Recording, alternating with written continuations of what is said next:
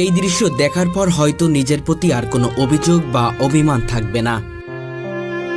বাবার কষ্ট সহ্য করতে না পেরে 2 হাত হারিয়েও লেখাপড়া ছেড়ে ঢাকায় এসে বাদাম বুট বিক্রি করছে ছেলেটি।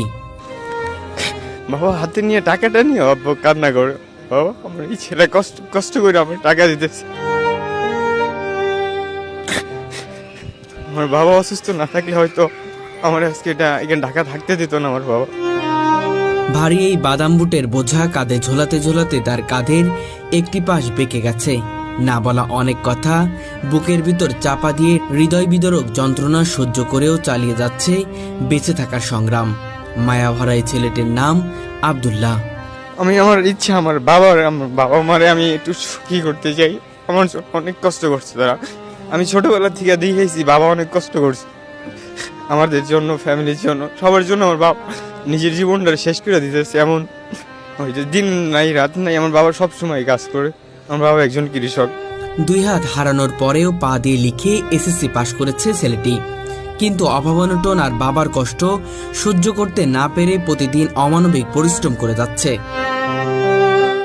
ভারী বাদাম বুটের ওজন কম হলেও প্রায় 7 থেকে 8 কেজি।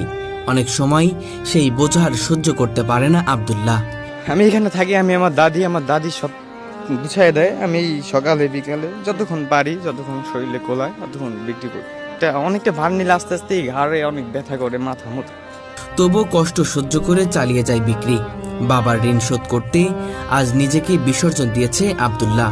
হ্যাঁ, আমার বাবা আমার কাছে অনেক আমার বাবা যতটুকু করছে, আমার বাবার জন্য যদি আমি জীবন দিয়ে দিই তাও ঋণ শোধ করতে পারবো। আমার বাবা একজন কৃষক। আমার 6-7 লাখ টাকা খরচ করে আমার এই জীবন বাঁচাইছে। কত আমার বাবার টাকা কই পাইছে এটা আমিও জানি না।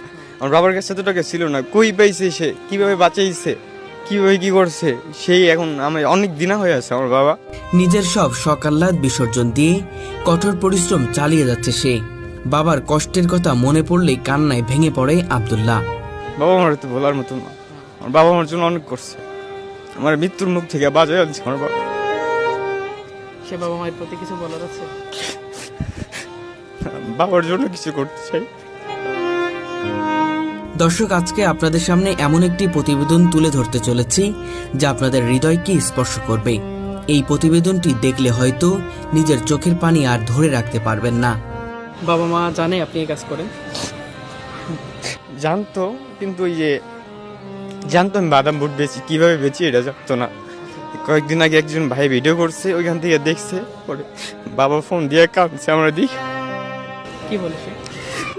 তুই এমন কাজ করতেছি।